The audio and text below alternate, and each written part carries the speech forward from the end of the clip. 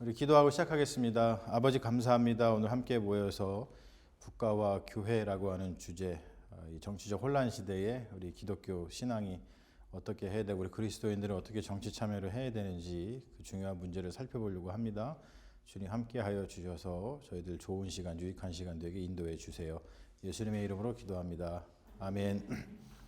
오늘 이렇게 오셔서 같이 국가와 교회, 정치적 혼란 시대의 기독교 신앙이라는 제목으로 여러분과 함께 귀한 시간을 보내게 돼서 감사합니다. 제가 나눠드린 그 핸드아웃에 이렇게 판서를 좀 하시면서 적으면서 보시면 좋을 것 같아요. 국가와 교회입니다. 국가와 교회, 정치적 혼란 시대의 기독교 신앙입니다. 자, 먼저 우리가 인간의 조건에 대해서 먼저 좀 거기 써 있죠. 보면은 인간의 조건이 무엇인가? 우리 인간은 왜 인간으로 존엄성을 가지고 살아갈 수 있는가? 인간이 인간됨의 조건에 대해서 한번 생각을 해볼게요. 많은 분들이 이 부분에 대해서 좀 생각을 깊게 안 해보실 수가 있어요. 왜냐하면 그냥 우리 인간은 태어날 때부터 국가라고 하는 테두리에서 태어나고 국가 안에서 태어나고 그리고 어떤 법적인 뭔가 권리를 누리고 뭐 이런 사회에 태어나다 보니까 너무나 그게 자연스럽고 그것이 너무 뭐 물속에 그냥 있는 것과 같은 그런 생각이기 때문에 저희들이 생각을 좀 안 해봅니다. 하지만 그 인간의 조건이 있습니다. 인간이 그냥 그 엄마 뱃속에서 나와서 태어났다고 해가지고 그냥 인간이 되지가 않아요. 실제로 그렇습니다. 자, 그래서 인간의 조건은 뭐냐면 거기 나와 있는 대로 첫 번째 제일 중요한 게 국가입니다. 그리고 두 번째는 법이에요. 여기에 포착되지 않으면 인간이 될 수 없어요. 인간이 아닙니다. 여러분. 예, 지금 그렇죠. 예. 그러니까 이제 예전부터 이 체제에서만 인간이 인간으로서의 존엄성을 가질 수 있었어요. 자, 그래가지고 우리가 흔히 우리 인격이라는 말을 하죠. 우리는 인격적인 존재야. 뭐 이런 얘기 하죠.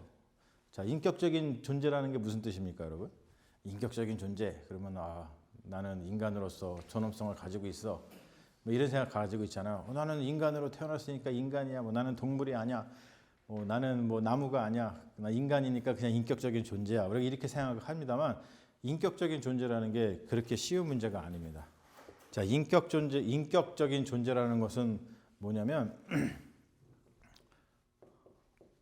법적인 권리를 가져야 돼요. 그리고 인격은 뭐냐면 그래서 소송할 수 있고 그리고 소송 당하는 존재예요. 이거를 인격이라 그럽니다. 여러분도 인격적이시죠? 그 되게 인격적이다 그럴 때 우리가 우리가 다 인격을 가지고 있는데 그렇지만 그게 간단한 문제가 아닙니다. 인격을 가지고 있다라고 하는 거, person이라고 얘기를 우리가 하고 또는 라틴어로 페르소나 뭐 이렇게 표현을 합니다만 그래서 왜 person 이 페르소나 person 이 또 히포타시스라는 말 하는데 이것이 이제 우리가 삼위일체론 공부할 때도 제가 좀 얘기한 적이 있어요. 삼위일체론의 그 삼위라고 하는 게 딴 게 아니라 인격인데 그 법적인 용어죠. 그 법적인 용어가 삼위, 인격을 가지고 있다, 히포타시스다라고 하는 것은 법적인 권리를 가지고 소송할 수 있고 소송 당하는 존재를 인격이라고 얘기를 합니다. 여러분 이 권리를 갖지 못하면은 인격이 아니에요. 자, 이 범주에 포함되지 않는 존재가 있죠. 누가 포함이 되죠?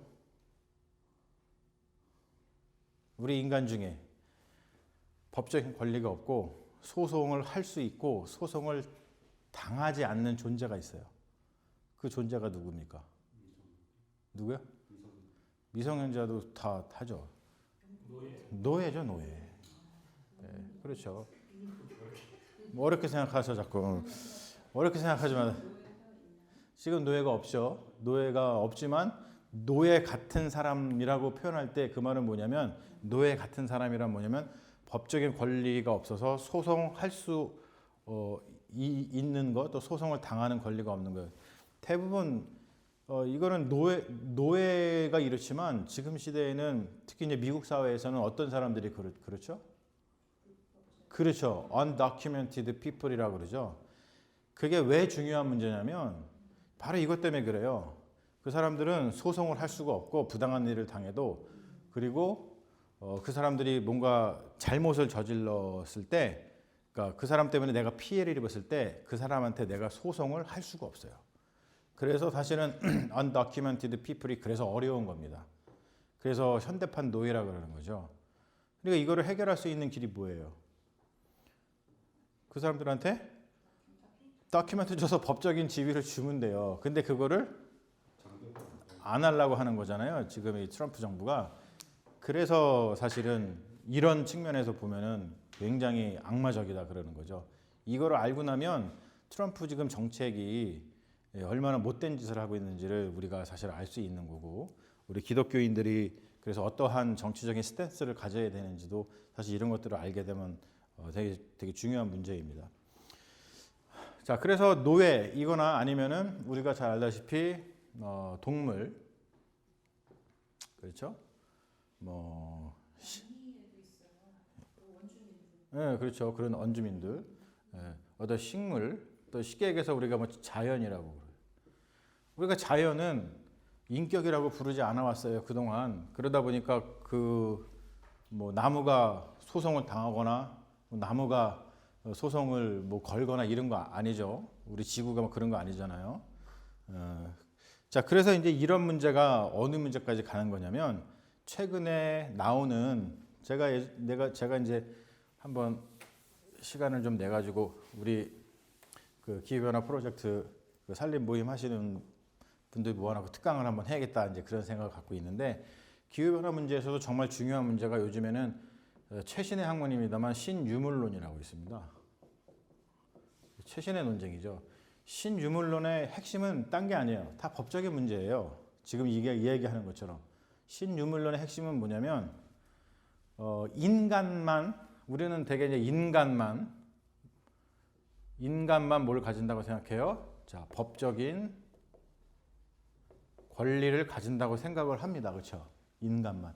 근데 신유물론에서 얘기하는 거는 인간이 아닌 비인간 존재가 법적인 권리를 가질 수 있느냐 없느냐 그 문제가 핵심인 거예요. 이게 굉장히 철학적인 문제입니다. 그래서 흔히 얘기해갖고 동물이 이 법적인 권리를 가지고 있을까? 가질 수 있게 해줄까? 그리고 이제 요즘에 그 기후변화 문제에 관심이 있는 그 법조인들이 하는 되게 유명한 말 있잖아요. 지구는 유능한 러이어, 변호사가 필요하다. 이거 문구 많이 보셨죠? The Earth needs 무슨 되게 유능한 good lawyer, need good lawyer 이런 말 많이 하잖아요. 그런 말 하는 이유가 뭐냐면 핵심이 그겁니다. 인간만 인격적이냐. 그러니까 너무 인간만 법적 권리를 갖고 그 권리를 가지고서는 비인간 존재에 대해서 걔네들은 내가 아무렇게나 해도 소송을 당하지 않아요. 그러니까 뭐냐면 그러니까 법적인 권리가 없는 존재한테 법적인 권리를 가지고 있는 존재가 무슨 일을 가해도 법적인 권리를 가지고 있는 사람은 그러니까 존재는 소송을 당하거나 이러지 않아요. 무슨 말인지 아시겠죠? 예. 그러다 보니까 우리가 지금 이 자연에 이 지구에 엄청난 피해를 입히고 엄청난 해를 가하고 있는데 그러면은 지구가 우리한테 소송을 걸 수 있게끔 해야 되지 않느냐? 그게 어떤 철학적인 문제, 법적인 문제가 되는 거예요. 정치적인 문제가 되는 거죠. 그래서 직접 심판하는 어떻게? 법적으로 않고 직접 심판. 진척 심판하지 마. 그렇죠. 전혀 예. 문제될 거 아니까요. 예. 그러다 보니까 그래서 너무 중요한 말 하셨어. 그래서 그 말을 갖다가 자연이 지구가 반격을 하고 있다라고 하는 거예요. 예전에 우리가 처음에 기후 변화 문제 살펴볼 때 2019년도 아무도 관심을 갖지 않을 때 우리는 이미 했잖아요. 2019년도에 그때 그 Deep Beyond the Earth라고 해가지고 그 책을 보면서 거기에 그런 얘기를 합니다. 지구가 반격을 하고 있는 거 우리한테 이게 지금 그런 것들. 그래서 아무튼 여기까지만 얘기하겠습니다만 이 신유물론이라든지 요즘 기후변화 때문에 나오고 있는 최신의 학문에서의 이슈가 뭐냐라고 하는 거는 인간만이 권리를 가지고 있느냐, 법적인 권리를 갖느냐, 아니면 비인간도 권리를 가질 수 있느냐라고 하겠죠. 자, 이것이 더 나가면은 또 무슨 얘기를 할까요? 지구가 아니라 지금 과학기술에서 어떤 애들까지?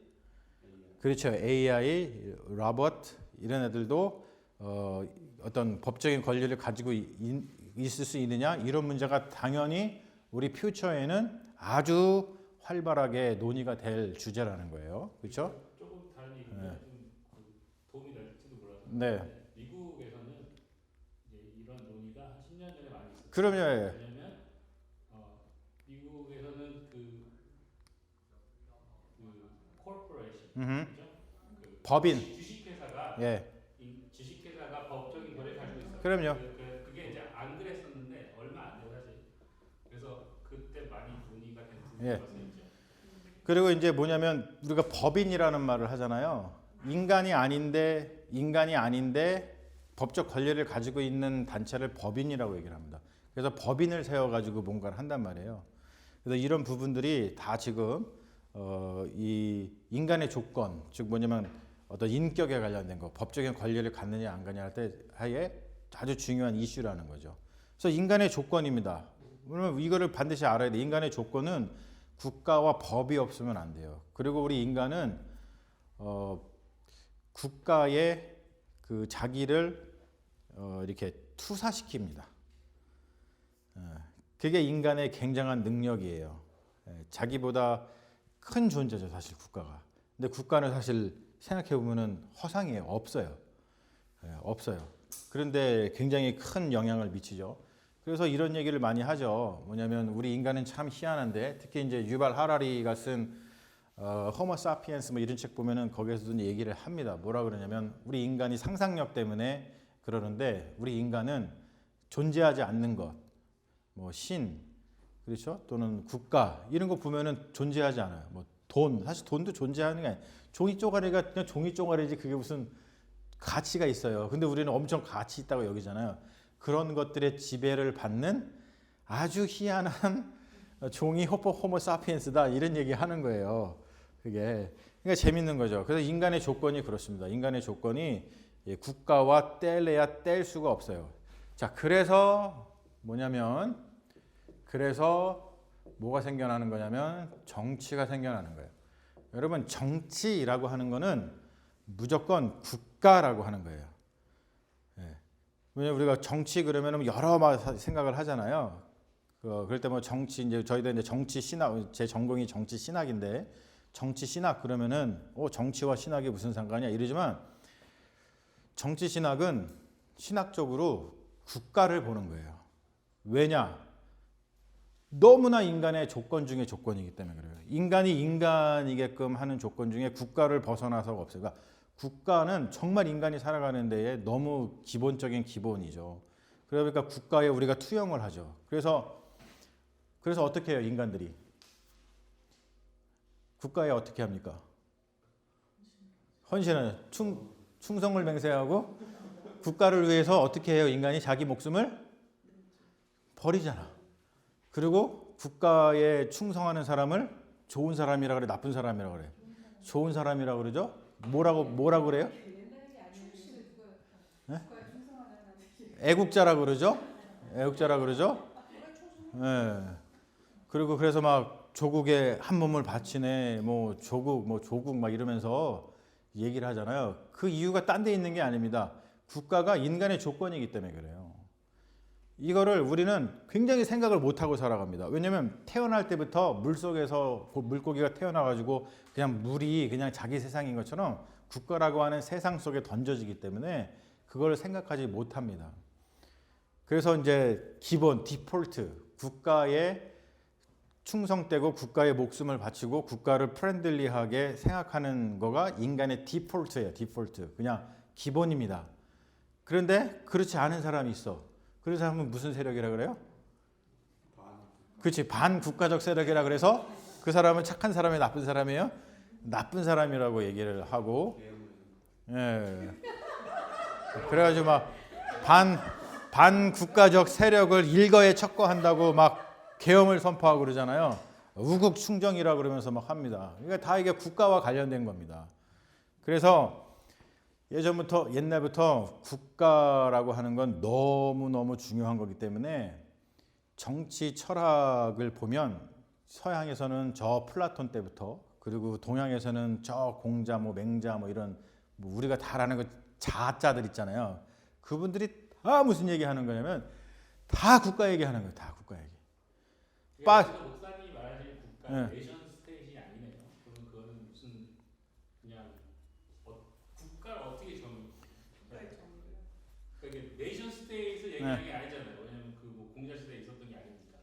아니 그때도 이제 있었지. 그러니까 뭐 그거는 이제 또 이제 국가에 대한 좀 치사한 말이긴 한데 근데 중요한 얘기니까 사실은. 국가에 대한 뭐 정의를 내리자 그러면은 또 그 복잡해지니까. 예. 그러니까 이제 그거는 우리의 지금 현대적으로 일반적으로 그 나라라고 내가 시티즌십을 갖고 있는 나라. 그거를 그냥 생각하시면 그냥 편해요. 그게. 그래서 아무튼 이 모든 정치 철학은 다 국가에 대한 이야기예요. 맹자, 공자 뭐 다 읽어보고 다 뭐 그 플라톤 뭐 소크라테스 얘기부터 해가지고 다 뭐 읽어보세요. 다 국가 얘기입니다. 다 국가 얘기. 왜냐하면 그만큼 국가가 인간의 조건이기 때문에 그렇다는 것이죠. 그래서 국가는 그 당연히 뭐하고 쌍으로 가요? 법하고 같이 쌍으로 가는 겁니다. 자, 그래서 이게 이제 기본이에요. 기본. 자, 그래서 이제 그 다음으로 넘어가 보면 두 번째 굉장히 중요한 말을 하고 있죠. 제가 만든 말이에요. 아니 만들었지만 엄청난 공부를 통해서 만든 진실의 말이에요. 여러분 이게 너무 가까이에 있는 담임 목사가 만드니까 아주 그냥 그 무슨 저기 뭐라 그럴까 하찮게 여기시는데 그렇지 않고요. 스스로 너무 뿌듯해하시니까. 그래? 나를 되게 겸손하게 만들어 주시는 우리 교회 우리 가족들 이제 겸손. 하나님이 보시면은 대충 말씀이 있다 그러는데 뭐야? 그렇지. 내가 그래서 이걸 쓴 거야. 그래서 태초에 말씀이 있었다. 뭐 이런 말을 하잖아요. 그 요한복음에서. 근데 그게 아니고 이거가 중요해서 그렇게 한 거겠죠. 태초에 뭐가 있었냐면 말씀이 아니라 국가가 있었다. 너무 중요한 거예요. 왜냐하면 이게 성경을 우리가 온전히 제대로 이해하는데 너무 중요한 그 포인트이기 때문에 그렇습니다. 여러분 태초에 국가가 있었어요. 태초에 국가가 있었어요. 그게 우리의 인간의 조건인데 왜 그러냐면 성경은 여러분 하늘에서 뚝 떨어진 유물이 아닙니다. 성경은 역사적인 산물인데 성경은 인간의 역사와 전혀 분리되지 않아요. 자, 성경은 이 역사의 어떤 카운터파트예요. 그러니까 대응 반응인 거예요. 그러니까 뭐냐면 어떤 일이 벌어져서 국가에서 어떤 일이 벌어지겠죠. 우리 인간의 조건이니까 인간이 국가에서 살겠죠. 그리고 거기서 어떤 일이 벌어지는 것에 대해서 뭔가 대응하고 반응하는 것, 그것이 성경이라는 거예요. 그래서 성경은 아주 결론적으로 얘기하자면 성경은 굉장히 정치적인 책인 거예요. 왜요? 여러분 우리가 정치 그러면 하도 정치를 요즘에 정치인들이 개판치니까 이거를 다른 의미로 자꾸 생각하는데 그게 아니라 정치는 국가라고 그랬잖아요. 국가에서 벌어진 일들에 대해서 어드레스 하는 거예요. 성경이. 성경 읽어보세요 한번. 제가 이거를 듣고 나면 성경에 맥이 잡힌다고 그랬잖아요. 성경에 맥이 잡혀요 실제로.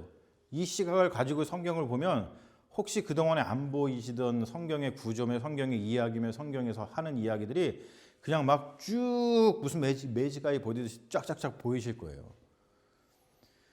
태초에 국가가 있었습니다. 특별히 이 국가가 뻥튀기처럼 팽창을 합니다. 국가가 욕심이 있어. 그래서 생겨난 게 뭡니까? 그게 제국인 거예요. 제국. 그죠? 엠파이어. 이거는 국가가 커진 거죠. 그래서 이스라엘 우리 성경에게 정말 중요한 국가 제국이 있죠. 구약과 신약이 있는데 자, 첫 번째 구약에서 정말 중요한 제국, 그러니까 이 국가를 이해하지 못하면 이 국가가 있었다는 것, 이 제국이 있었다는 것을 알지 못하면 구약 성경을 이상하게 읽게 됩니다. 예. 자, 구약에서는 뭐가 있었습니까? 구약에서 제일 중요한 국가가 누구예요? 바벨론입니다. 바벨론은 제일 중요해요. 왜냐하면 이 구약 성경이 그 시대에 쓰여져 있거든요. 그리고 이 고대 문서잖아요. 성경은 바벨론 포로기 때 수집되고 발전된 겁니다. 우리가 이 출애굽기를 보잖아요. 그러면 출애굽에서는 애굽의 역사가 나오잖아요. 그 우리는 흔히 이 애굽의 역사구나. 그렇지 않아요. 그 애굽의 역사를 이야기하는 이유가 뭐냐면 바벨론 포로기 때 경험하는 것들 때문에 이스라엘 백성들이 출애굽에 대한 이야기를 하는 겁니다. 그래서 출애굽 역사는 바벨론 포로기를 살아가던 이스라엘 백성들의 강력한 소망인 거예요. 자기들이 지금 바벨론 포로로 잡혀왔어. 우리가 성경을 보면 알지만은 바벨론이 예루살렘 와가지고 왕들 다 잡아가고 예루살렘 다 성 무너뜨리고 거기에 있던 주민들을 다 이렇게 남겨두기도 하고 다른 데로 이주시키고 바벨론으로 끌고 가고 그래서 나라가 완전히 없어졌어요. 국가가 없어져 버렸어요. 국가가 없어진 이유가 누구 때문에? 다른 국가 때문에. 그렇죠? 국가 때문에. 그러니까 그 상황 속에서 이 국가가 없어진 이 상황 속에서 이스라엘 백성들은 뭘 하고 싶겠어요? 다시 자신들의 삶의 조건을 회복하고 싶겠죠. 근데 삶의 조건이 뭐라고요? 인간의 조건이 뭐라고요? 국가란 말이에요, 국가. 그러면 이 사람들한테 정말 중요한 이야기가 뭐겠어요? 자기들이 지금 국가가 없고 인간의 조건이 안 되는데 그것을 회복하는 이야기가 정말 강력한 그 모티베이션이 되겠죠. 소망이 되고. 그래서 출애굽 이야기는 바로 그 이야기잖아요. 애굽에서 노예처럼 아까 얘기했듯이 그 페르조나가 없는 그런 노예처럼 살았었는데 하나님께서 끄집어내셔서 그들에게 페르조나를 주셨어요. 법적 권리를 주셨단 말이에요. 땅을 주시고 그래서 국가라고 하는 인간의 조건을 만들어 주셨습니다.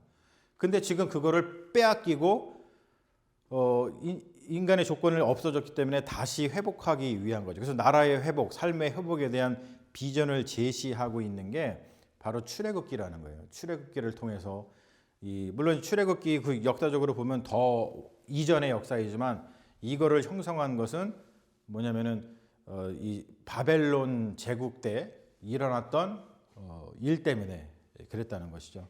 우리도 그렇잖아요, 여러분. 일제 시대 때 문학 활동을 한 사람들을 생각해 보세요.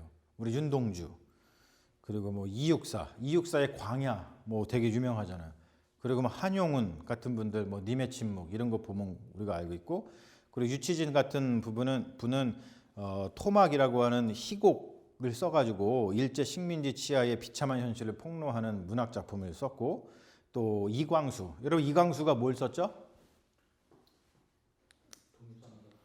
이광수가 안경을 썼잖아요. 이게 옛날 레크레이션 할 때 레크레이션 강사 수업하고 그럴 때 이 넌센스 퀴즈 뭐 이런 거에 나오던 막 그런 거야. 한참 내가 예전에 전도사 시절에 이런 거 많이 해고 그랬어.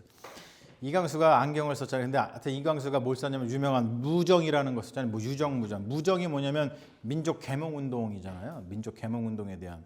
그래갖고 민족 계몽 운동이 뭡니까? 딴 게 아니야. 인간의 조건이 없어져서 국가가. 그러니까 다시 국가를 회복해야 된다. 그러기 위해서는 우리가 계몽해야 된다. 그래서 우리가 나라를 다시 되찾아야 된다. 뭐 이런 얘기하는 것이 뭐 이광수 무강 이런 거 있잖아요. 무정 이런 거 있잖아요. 그리고 일제 시대 때 한글 번역 성경이 엄청나게 보급이 됐습니다. 근데 그 이유가 딴 게 아니에요. 해방을 꿈꾸기 위해서 그런 거야. 성경에 보니까 다 그 얘기야. 여러분 성경이 나도 뭐 그렇게 나라를 빼앗기고 인간의 조건을 빼앗긴 사람들이 성경을 보잖아요. 비전이 생겨. 아, 우리도 출애굽해야 되겠구나. 우리도 나라를 다시 세워야 되겠구나. 우리도 다시 인격을 되찾아야 되겠구나. 우리도 다시 법을 되찾아야 되겠구나. 우리도 우리 인간의 권리를 되찾아야 되겠구나. 이런 이야기를 하고 있는 게 성경이라는 것이죠. 그래서 일제시대 때 성경 보급이 굉장히 많았습니다. 그래서 이 구약 성경은 바벨론 제국 치하에 비참한 현실을 폭로하고 그리고 자유와 사랑을 찾기 위한 비전 제시, 몸부림, 그것의 표현이었다는 것이죠. 이 구약 성경이. 구약 성경의 태생 자체가 뭐 때문에 벌어진 거냐면 바로 국가 때문에 벌어진 거예요. 국가. 그게 인간의 조건이니까. 그러니까 나라를 회복하고 자유와 사랑의 삶을 사는 것은 하나님의 뜻과 명령이라는 것을 이야기하죠. 여러분 그렇게 되면은 어떻게 돼요? 엄청난 명분이 되고 동기가 되고 목적이 되는 거죠. 그래서 결국에는 어떤 일이 벌어집니까? 바벨론 포로에서 한 70년 있다가 다시 회복하잖아요. 놀라운 일이 벌어지는 거예요. 자, 그 다음에 우리가 신약으로 넘어가 보죠. 자, 신약. 신약에서 중요한 나라가 어디예요? 제국이 어디입니까? 그게 바로 로마예요. 로마. 그러니까 여러분 바벨론하고 로마는 성경을 이해하는데 필수적인 국가입니다. 왜냐하면 이것 때문에 성경이 생겼어요. 구약은 바벨론 때문에 생겼고 신약은 로마 때문에 생긴 거예요. 예수 그리스도의 사건은 로마 제국의 통치 행위하고 떼려야 뗄 수가 없습니다.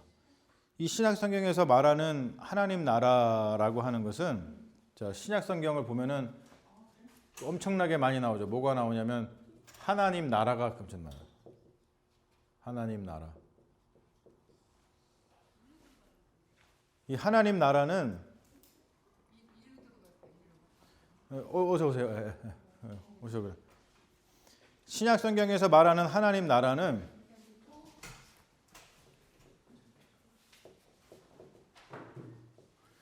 카운터예요. 카운터. 뭐냐면 대응이란 말이에요. 대응. 하나님 나라는 뭔가에 대한 대응이에요. 대응. 자, 뭔가에 대한 대응이냐면 로마라고 하는 국가에 대한 대응입니다. 거기에 대한 저항이죠. 그러니까 우리가 성경을 읽을 때, 신약 성경을 읽을 때 이거를 빼버리고, 자, 하나님 나라라는 것이 이 로마 제국. 왜냐면은 보세요. 로마 때문에 이 신약 성경을 보면은 이 유대인들이, 이스라엘 백성이 그 당시 어떻게 살았어요? 인간의 조건이 무너졌잖아요. 왜? 나라를 빼앗겼어요. 우리 그 일제 시대처럼. 그렇잖아요. 그러니까 어떠한 소망을 갖겠어요. 우리 아까 봤지만 아까 그 출애굽기를 통해서 출애굽 그 소망을 봤듯이 이 신약 시대에도 사람들이 무슨 마음을 갖냐면 우리 나라를 되찾고 싶은 마음이 있단 말이에요. 그 로마의 카운터로다가 등장하는 것이 하나님 나라예요. 그러니까 하나님 나라는 우리가 굉장히 오해하는 게 뭐냐면 지상 나라에서 그냥 이 지상 나라에서 살다가 죽어서 가는 저 세상이라고 성경에서 이야기하지 않아요. 여기서 로마 제국에서 무너진 이 인간의 조건을 회복하는 것이 하나님 나라인 거예요. 하나님 나라는 그렇기 때문에 우리 예수 그리스도의 사건을 갖다가 뭐라고 표현하냐면 성육신이라고 표현을 하죠. 자, 성육신은 탈국가이에요? 성육신은? 우리가 대개 성육신이라는 거고 하나님 나라는 우리가 이 나라를 탈출해가지고 있는 거라고 생각을 할 수 있잖아요. 뭐 죽어서 천국 간다 뭐 이런 얘기를 하도 하니까. 근데 예수 그리스도는 성육신 하셨단 말이에요. 그러면 그 나라로 우리가 살고 있는 이 나라로 들어오신 거란 말이에요. 그러면 이 성육신은 탈국가가 아니라 오히려 국가 안으로 들어오신 사건이라는 거죠. 지금 여기에 우리가 몸담고 있는 이 땅, 이 시간, 이 나라, 인간의 조건, 이것을 바꾸어 가는 것, 여러분 그것이 성육신이고 그것이 하나님 나라라는 거예요. 우리가 이 개념을 공부를 안 하면 자꾸 하나님 나라를 그 저세상 거로다가 생각을 하다 보니까 이 세상에서의 그 나라의 개념, 국가의 개념을 너무 등한시 여기게 된다는 거죠. 개념 자체가 사실 성경은 그렇지 않은데 그렇게 된다는 거예요. 여러분 왜 그럴까요? 왜 갑자기 근데 성경이 우리 지금 이렇게 요것만 뭐 길게 하지 않았지만 요것만 보더라도 이 하나님 나라는 그리고 성경은 국가에 관심을 엄청 가져요. 그리고 국가가 제대로 서 있는지 또 국가가 인간의 조건을 제대로 지금 제공하고 있는지 엄청 비판적이고 엄청 이것을 신경을 씁니다. 근데 어느 순간 이 기독교 신앙이 이 국가하고는 상관이 없는 거고 그냥 저 세상 이야기라는 것으로다가 바뀌어 버렸어요. 자, 이거 누가 좋아할까요? 권력자들이 좋아하는 거겠죠. 당연히 국가의 권력자들이 자기들이 통치를 용이하게 쉽게 만들기 위해서 사람들의 시선을 절로 돌려버리는 거야. 이게. 그러니까 옛날부터 그랬잖아요. 왜 우리가 역사 배워서 알잖아. 그 임진왜란이 왜 일어났어? 임진왜란이 왜 일어났어요? 네. 그렇죠. 왜 일어났냐면 그 당시에 일본의 정세가 안 좋았어. 국가의 혼란이 일어나고 국가 통치를 쉽게 하려면은 어떻게 해야 돼요? 외부로 나가야 돼. 이 똑같아. 원리가. 권력을 잡은 자들이 어떤 교회가 성경이 그리스도인들이 국가에 대해서 관심을 갖지 않을 수가 없잖아요. 지금 우리가 얘기한 거에 의하면 너무 얘네들이 내가 통치하는 거에 태클을 걸어. 그럼 어떻게 하겠어요? 얘네들을 처단해.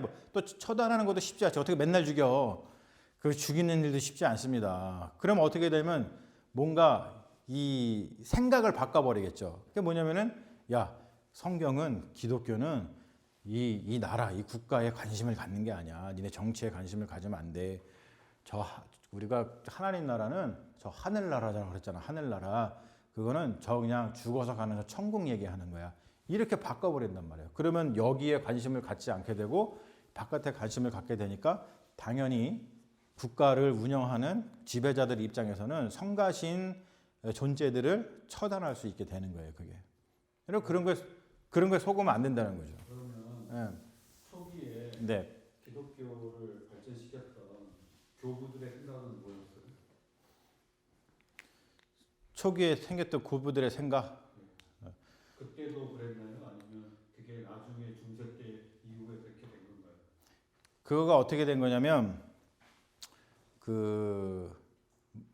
기독교가 처음에는 엄청나게 핍박을 받았잖아요.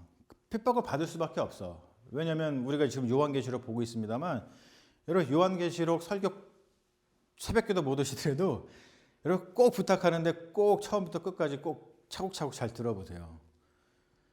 요한계시록이 로마 제국 역사에 대한 기록이잖아요. 제가 어저께도 설교했습니다만 그게 역사 기록이에요. 근데 묵시문학이라는 형태로 다 기록되다 보니까 이게 역사야? 이러지만 역사예요. 묵시문학이라고 하는 문학 기법을 사용하는 것 뿐이에요. 거기 보면은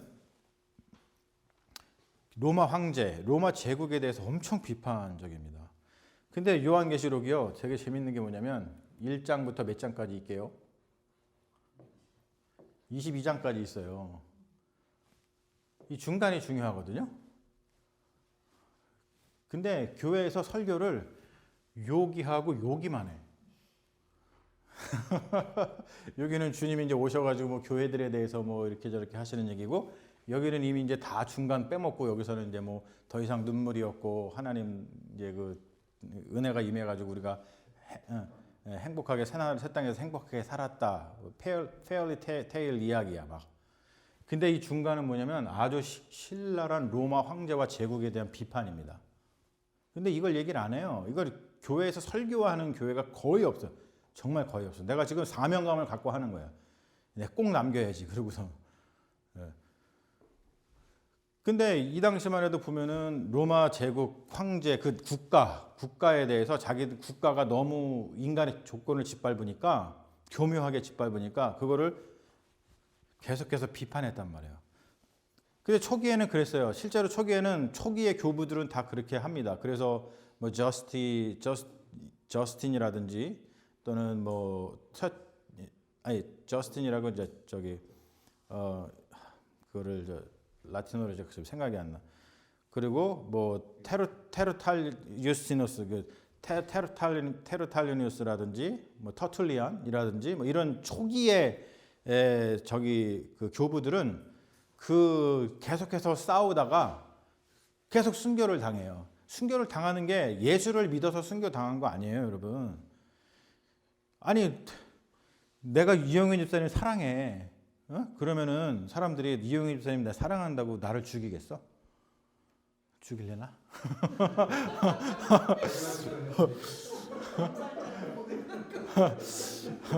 죽일래나? 그래서 죽인 게 아니라 이상하게 이 사람을 사랑하는데 국가 지배자들을 괴롭혀요. 자기들이 뭔가 하라 그러는 거 안 하고 뭔가 이렇게 A라고 하라 그러는데 B라고 하고 저놈 성가시게 된단 말이야. 기독교인들이 그랬다는 거예요. 그러니까 체제에 자꾸 비판적이고 체제에 반항을 하니까 죽이는 거지. 그냥 나 예수님 사랑해요 이러는데 죽이는 사람이 어디 있겠어요. 나한테 전혀 방해가 안 되는데.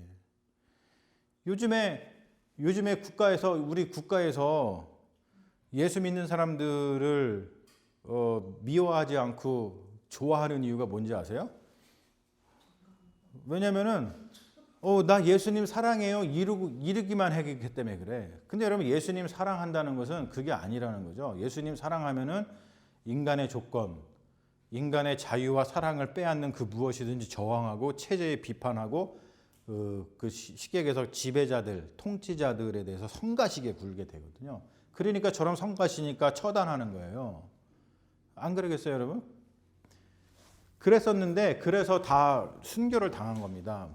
그러다가 로마 제국으로다가 이 기독교가 국가 종교로다가 편입이 되잖아요.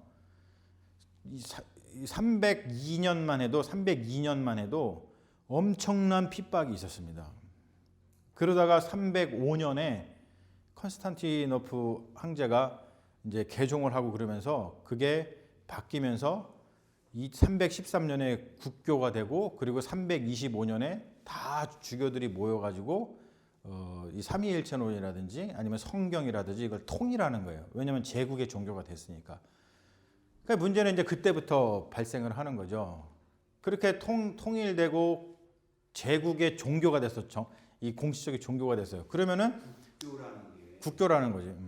그러니까 그냥 기독교를 인정하는 것뿐만 아니라 아니고 더 이상 그 숭배의 대상이 그러니까 예배의 대상을 그리스도로 바꾼 거죠.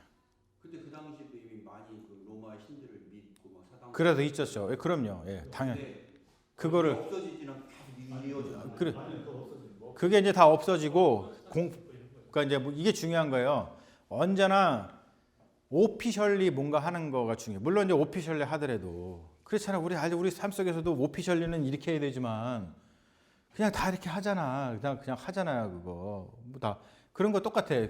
국가에서 이렇게 하기로 했는데도 그동안 계속해서 벌어져 오던 어떠한 관습이 있기 때문에 그거는 한순간에 없어지지가 않아요. 근데 그걸 핍박하진 않았어요. 그냥 막 무시. 왜냐하면 그렇게 할 수가 없었죠. 왜냐하면 핍박을 했잖아요. 핍박을 했죠. 왜냐하면 기독교가 힘이 없었어 그 당시에. 예. 괴롭혔대잖아요. 통치자들을 괴롭히고. 나는 국교라는 게 자체가 이해가 안 가서. 국교가 진짜 제가 알기로는 국교가 맞는지 아니 그냥 국교가 맞아요. 왕이 자기가 황제가 자기가 네. 그냥 기독 아니야. 동로마 제국, 서로마 제국 이렇게 갈렸을 때, 그러니까 로마가 좀 쇠망할 때 됐어. 네. 그래서 자연스럽게 국교가 됐어요. 그때 국교가 된다는 건 로마가 황제가 칙령을 통해서 법적으로 그러니까 오피셜리 국교 이런 거는 다 법적인 문제예요. 다 법적인 거. 이게 중요한데 법적으로 기독교만 로마 제국의 유일의 종교로 인정하는 거야. 그렇게 돼버리면은 엄청난 어떤 일이 벌어져요? 자, 그동안은 자, 기독교가 자, 국가 법이라고 하는 테두리 여기 들어와야지만 인격이라 그랬어요. 그렇죠? 그래야지 권리가 있다 그랬어요. 근데 기독교가 이 바깥에 있었다는 거야. 이 안에 있지 못하니까 당연히 핍박하겠죠. 왜 핍박합니까? 아까 얘기했죠. 법적인 권리를 갖고 있지 않은 존재는 법적인 권리를 갖고 있는 존재가 핍박하고 죽이고 뭘 해도 법적을 갖고 있는 권리를 가지고 있는 사람은 아무런 해를 안 받아요. 그러니까 하는 거예요. 만약에 내가 저 사람에 대해서 해를 가했는데 내가 뭐 감옥을 살고 내가 오히려 사형을 당하고 그러면 그 사람 건들겠어요? 안 건들겠죠? 근데 그렇지 않은 이유가 뭐냐면 기독교가 이 법의 테두리 밖에 있었다는 거예요. 그러다가 어떤 일이 벌어졌냐면 공식적으로 아까 집사님이 그 퀘스천 마크 다시 생각해 보냐면 이 안으로 들어오게 된 거야. 그러면 이제 법적인 권리를 받아. 그러면은 기독교인들한테 예전처럼 가다가 너 기독교냐? 그리고 싸대기를 때렸어. 그래도 기독교인은 어디 가서 소송을 못 해. 그렇죠. 그런데 지금은 어떻게 해요? 소송을 걸 수 있어. 제가 나 뺨 때렸는데요. 그러면은 너 왜 기독교인 뺨 때렸어? 너 감옥 가. 이런 식으로 할 수 있다는 거죠. 그게 이제 국교화됐다 이런 뜻인 거예요. 언제나 법적인 문제하고 해결이 되게 됩니다. 그러다 보니까 이때부터 당연히 기독교가 어떤 일을 어떻게 되겠어요? 국가와 이제 프렌들리하게 되는 거겠지. 어쩔 수 없어요. 그게 이제. 어거스틴 예. 정도는 이미 국가를 그렇죠. 그래서 이제 어거스틴이 요즘에 많이 비판을 이제 받는 게 뭐냐면 어거스틴은 제국의 신학자였다. 그렇게 이제 비판을 받는 겁니다. 예. 그래서 이제 그거는 이제 또 다른 문제라 제가 나중에 어거스틴 신학에 대해서 한번 좀 특강을 그때 중요하니까 아마 할 수 있으면 하면서 그때도 자세히 얘기를 하겠어요. 자, 그래서 그렇게 되는데 자, 현대 사회의 특징이 뭐냐면 현대 사회의 특징 세 번째 현대 사회의 특징 지금 우리가 살고 있는 자, 쭉 보면은 로마 제국 이후에 아까 우리가 얘기했던 로마가 기독교 국가를 공식적으로 받아들였을 때 그 이후에 이제 어떤 일이 벌어졌냐면 세상에 국가가 두 개가 생겼어요. 이게 되게 특이한 현상인 겁니다. 이 로마 제국 기독교 국교화 이후에 국가가 두 개가 생겼어요. 자, 한 국가는 어떤 국가예요? 이거 세속 국가입니다. 다른 한 국가는 뭐예요? 그렇죠. 이게 하나님 나라인 거예요. 다른 말로 표현하면은 교회. 그래서 이걸 갖다 뭐라 그러냐면 두 왕국이다 이렇게 표현해요. 자, 이 이야기를 제일 처음에 한 사람이 누굽니까? 어거스틴인 거예요. 그리고 이 이론을 갖다가 계속 발전시킨 사람이 나중에 어거스틴 수도의 출신이었던 루터가 그 얘기를 하는 겁니다. 그렇죠? 그래서 이 세상에는 두 왕국이 생겼어. 자, 뭐냐면은 이게 되게 중요한 문제인 거예요. 자, 옛날에는 그냥 세속 국가만 권력을 갖고 권리를 갖고 법을 갖고 뭔가 쉽게 얘기해서 사법권을 가졌어요. 사람들을 벌 줄 수 있는 거는 사법권이잖아요. 잘못한 거를. 근데 이제는 세속 국가 외에 로마 제국 이후에 국가가 하나 또 생겼어. 이거는 좋은 거예요? 트러블이에요? 어떻게 보면 트러블이고 어떻게 보면 좋은 거예요. 예? 자, 어떤 게 좋은 거 어떤 건지 어떤 게 나쁜 건지 봐요. 자, 이 하나님 나라 교회도 사법권이 생겼어요. 그리고 또 한 가지는 국가도 사법권 생기는 제일 중요한 건 그거잖아. 군대 동원. 되게 중요하죠. 예? 자, 세속 국가도 군대 동원하죠. 자, 교회가 군대 동원했어요, 못했어요? 군대 동원했죠. 십가군 전쟁 했잖아요. 그래서 군대 동원했어요. 대단한 거예요. 이거는 옛날에는 이거만 있었거든. 그런데 이상하게 로마 제국 이후에 어떤 일이 생겼냐면 너무 희한한 일이 생긴 거야. 국가가 하나 또 생겼어. 그래가지고 교회라고 하는 것이 탄생을 한 겁니다. 그래서 이 세속 국가를 다스리는 왕을 뭐라 그래요? 이거를 황제라고 그러고, 하나님 나라 교회를 다스리는 왕을 누구라 그래요? 교황이라 그러는 거예요. 이게. 그래서 여러분, 이 카톨릭의 제도 있잖아요. 제도는 제국의 제도와 똑같습니다. 네. 우리가 이 국가에서 보면은 국가의 그 다스리는 사람을 왕이라 그러잖아요. 근데 그 왕들을 다 모아가지고 또 다스리는 사람을 황제라 그러잖아. 자, 왕 같은 역할을 하는 사람이 카톨릭에서 누굴까요? 그렇죠. 추기경인 거예요. 카디널. 옛날을 따지면 영주 뭐 이런 거. 영주. 한 테러터리를 다스리는 영주. 그거를 카디널이라 그래요. 그리고 그 모든 그 영토, 영주 모든 그 나라를 다스리는 거를 교황, 황제라 그래요. 이 체제에 똑같이. 그리고 여기가 엄청 법이 세잖아요. 로마 이 카톨릭도 법이 엄청 셉니다. 엄청 복잡해요. 그래서 거기는 그 변호사가 있잖아. 그것만 전문적으로 공부하는 변호사 일이 있대. 사법 체계가 다 있습니다. 그 체계를 개신교가 못 따라가요. 개신교인들이 되게 웃겨. 개신교인들이 한국 사람 같아. 한국이 누구를 무시해? 일본 무시하고, 뭐 중국도 무시하고, 일본은 쪽발이라 무시하고, 중국은 짱깨라 무시하고, 그리고 또 미국 무시하잖아. 미국은 뭐라 그래? 뭐 막 양키라 그러고, 그러잖아요. 근데 사실 그거는 한국 사람들의 착각이지. 그렇잖아요. 우리가 미국 무시하지 못하고, 일본 무시하지 못하고, 중국 무시하지 못해요. 실제로는 그래. 근데 한국 사람들이 엄청 그렇게 무시해.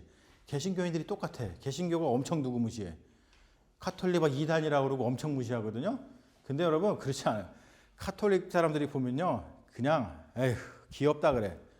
왜냐면 이 체제를 따라갈 수가 없어요. 그 법 따라갈 수 없어요.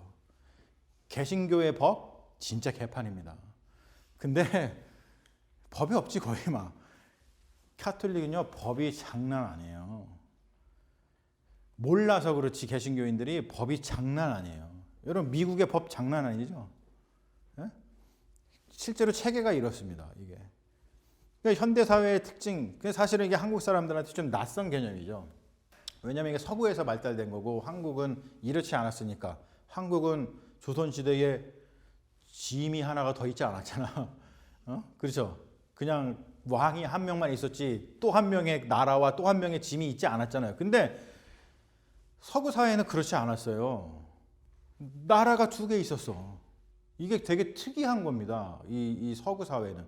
그러니까 여러분 서구 사회의 문화 그리고 서구 사회 사람들의 정서, 그들의 어떠한 그 관습, 생활 방식, 사고의 방식 이런 거를 이해하려면 이런 구조를 이해하지 못하면은 동양 사람들은 아시아인들은 오해하게 돼. 오해하게 된다면 이런 구조를 자꾸 모르니까. 그러다 보니까 자 쉽게 얘기해서 대가리가 두 개야. 그럼 어떤 일이 벌어질까요? 싸움이 일어나는 거예요. 싸움. 자 서구 사회의 역사를 보면요 무지하게 싸웁니다. 이 세속 권력과 이 하나님 나라 권력, 교회 권력이 국가 권력과 교회 권력이 엄청나게 싸워요. 헤게모니 싸움의 역사입니다. 그리고 둘 다 사법권을 가지고 있고 군대 동원권을 가지고 있었기 때문에 그랬어요. 자 그러면은 제일 싸운 게 뭘까요?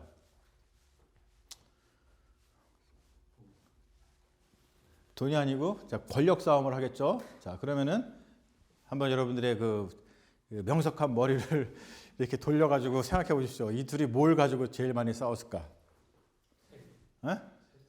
세금? 아니 그런 게 아니지. 자 어? 내가 얘기했잖아. 둘이 대가리가 둘이니까. 누가 더 세냐? 그렇죠. 자, 쉽게 얘기해서 이거예요. 황제가 교황을 임명할까? 교황이 황제를 임명할까요? 아주 쉽지 않죠? 그렇죠? 이거 갖다 박터지게 싸우는 거예요. 네. 그래서 황제가 더 힘이 있을 때는 교황이 황제의 허락을 받아야 됐고, 교황이 힘이 있을 때는 황제가 교황의 안수를 받고 황제로 등극을 하게 되는 거죠. 이 싸움이 당연히 일어날 수밖에 없는 거예요. 자, 그런데 이 서구 사회의 역사를 보면은 이러한 구조에서 사람들이 해피했을까요? 아니면은 고통받았을까요? 뻔하지 않아? 그렇죠. 뻔하죠. 고래 싸움에 새우등 터지는 거예요. 아니, 어저께는 황제가 군대 소집을 하더니 오늘은 교황이 군대 소집을 하네? 어저께는 첫째 아들이 나가서 죽었는데 황제가 소집해가지고 오늘은 교황이 군대 소집하는 둘째가 또 나가서 죽었네? 이거는 이루 말할 수 없는 거예요, 여러분. 이런 일들이 몇 천년 넘게 벌어지다 보니까 너무너무 힘든 거지. 그래가지고 여러분, 이 현대 서구 사회의 역사를 보면은 특징이 있습니다.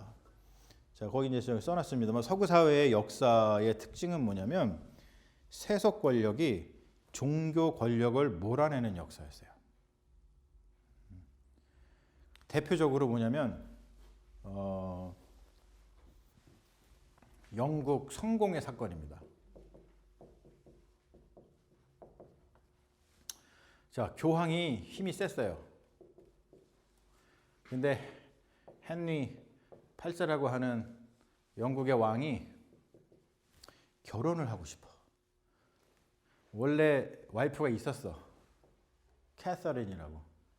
밀어내고 엠볼린이라고 하는 여성하고 결혼을 하고 싶었어. 자, 근데 왕은 결혼도 내 맘대로 못해. 누구의 허락을 받아야 돼요? 교황의 허락을 받아야 돼. 그런데 교황이 허락해 줄까요? 안 해줄까요? 뭐 해줄 수도 있겠지만 당시에 또 이 사이 뭐 좀 밉보였겠지 당연히. 허락을 안 해줬네. 뭐 여러 가지 이유가 있어요. 그것도 뭐 굉장히 복잡한 그 폴리티컬한 문제가 있겠죠.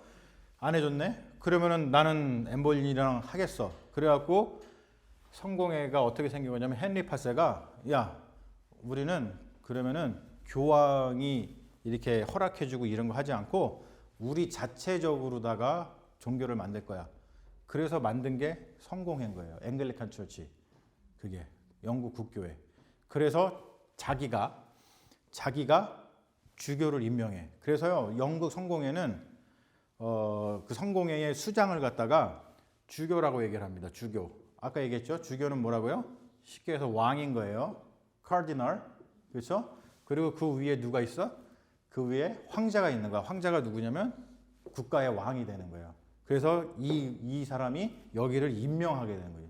그러니까 임명했으니까 이 사람이 당연히 왕이 야, 내가 엠볼린하고 결혼하고 싶어. 그럼 이 사람은 어떻게 하겠어요? 아예 하셔야죠. 그리고 축복해 주겠지 저주하겠어요?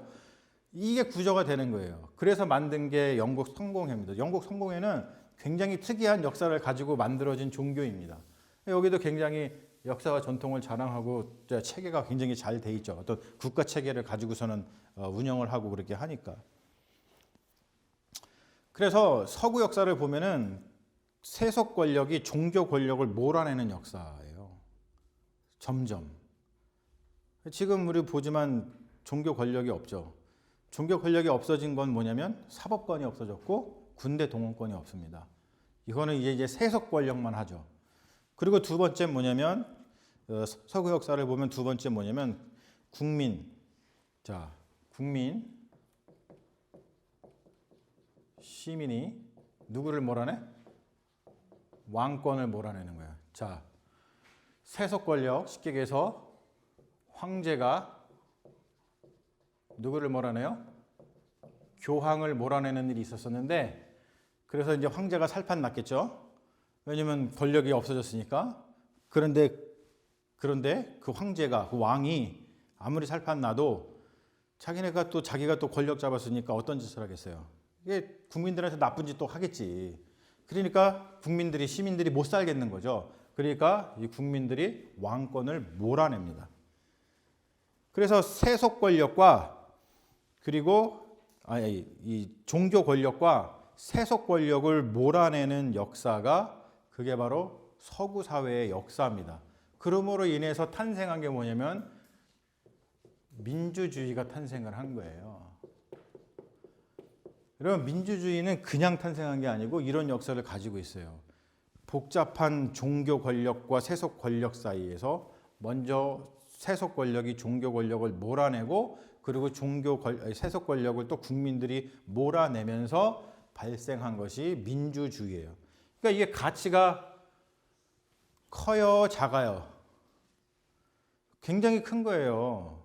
이제는 종교 권력한테도 우리가 우리의 자유와 우리의 사랑을 빼앗기지 않겠다라고 하는 거고, 또 세속 권력에게도 우리의 자유와 사랑을 빼앗기지 않겠다고 선포하면서 자유와 사랑을 되찾은 체제가 뭐냐면 민주주의인 거예요. 우리 국민이, 우리 개개인이 우리가 이 권리를 갖고 우리의 삶을 매니지해 나가겠다라고 선포하는 것이 그게 민주주의라고 하는 것이죠.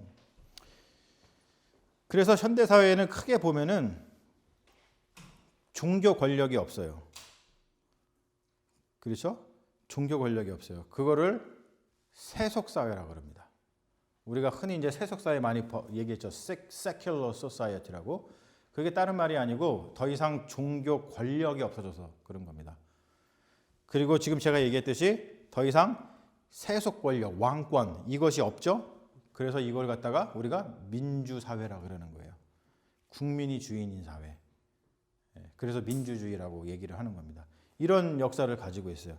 자, 그러면 여러분, 이러한 일들을 해나가는데 이렇게 권력들이 다 민주화됐잖아요. 즉 뭐냐면은 저 위에 높은 교황의 권력이라든지 종교 권력이라든지 아니면 왕권의 권력이라든지 국가의 권력이라든지 이런 것들이 없어지는 그러한 현대 사회를 만드는데 기독교 신앙이 이런 역할을 했는가? 이러한 현대 사회 민주주의 사회를 만드는데 형성을 하는데 기독교 신앙은 어떤 역할을 했는가 보면은 간단하게만 얘기하면 실제로 서구 사회에서 기독교가 이렇게 현대 사회 민주주의 사회를 형성하는데 아주 지대한 영향을 미쳤어요. 왜냐하면 성경의 핵심 내용이 뭐냐면 아까 얘기했듯이 예수 잘 믿어서 복 받고 이 땅에서 잘 먹고 잘 살다가 천국에 가자가 전혀 아니기 때문에 아까 얘기했듯이 뭐냐면은 성경의 핵심은 뭐냐면 국가에 클레임하는 거야.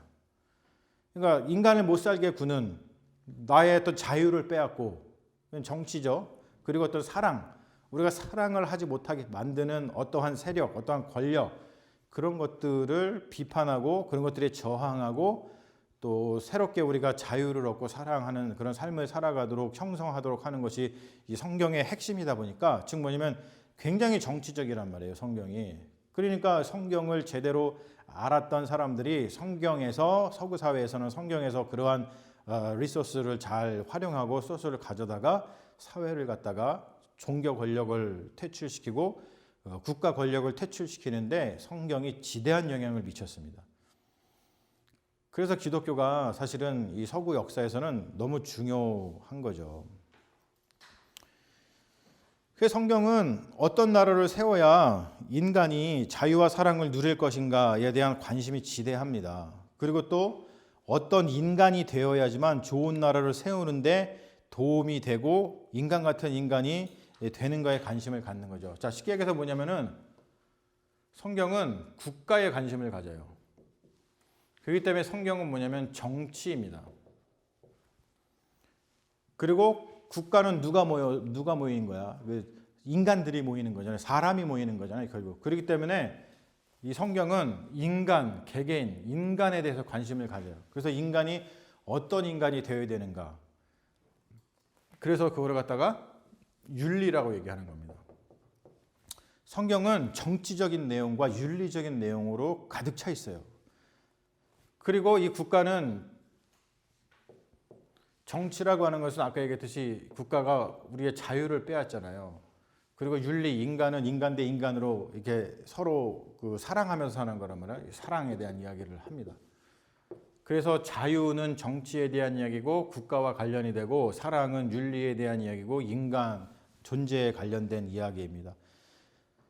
그래서 이 성경의 핵심은 바로 이런 거죠. 여러분, 이런 겁니다. 그러니까 여러분 뭐냐면 우리 기독교에서 이 말하는 이 사랑은 지금 여기서 보면은 이 사랑은 굉장히 감정이 아니에요. 보이시죠? 우리가 되게 사랑하면은 감정적인 거라고 생각하잖아요. 근데 기독교에서 말하는 뭐 아가페 뭐 이런 거는 감정적인 게 아니라 어떤 인간 존재에 관한 거. 어떤 인간이어야 되는지, 그 인간의 존재가 어떠한 존재인지, 그리고 그 존재끼리 어떠한 릴레이션십을 맺어야 되는지 그런 것에 대한 이야기예요. 순전히 그냥 무슨 우리 인간의 그 사적인 감정 뭐 이런 것만을 이야기하는 게 아니라는 거죠. 그래서 굉장히 기독교의 사랑은 보면은 되게 저는 참 멋지다고 생각을 해요. 이게 개인의 어떤 감정에만 머물지 않고 우리보다 더 큰 존재를 생각하는구나. 나의 바깥의 존재, 나보다 더 큰 공동체, 그리고 국가라는 것을 생각을 하는 거야. 인간의 조건을 생각하는구나. 이런 거를 너무나 이게 생각을 하지 않을 수 없다는 것이죠. 그래서 결국에는 뭐냐면은 자유와 사랑, 정치와 윤리의 그 핵심 포인트는 뭐냐면 누구도 배제하거나 차별하지 않는 거예요. 자, 아까 제가 얘기했죠. 인간의 조건이 뭐라 그랬어요? 이 테두리 안에 들어오는 거라 그랬어요. 배제, 차별은 뭐예요? 자기들이 만들어 놓은 테두리에서 쫓아내는 거예요. 그거를 배제라 그러고 차별이라 그럽니다. 근데 성경을 보면은 이렇게 배제하고 차별되어 있는 사람, 이 존재를 이 테두리 안으로 자꾸 끌고 들어오는 것, 그것을 자유라 그러고 그것을 사랑이라 그런단 말이에요. 그러니까 기독교의 어떠한 신앙의 핵심은 누구도 배제하지 않고 누구도 차별하지 않고, 즉 뭐냐면 국가와 어디예요? 국가와 법, 이 바깥으로 밀어내지 않는 거예요.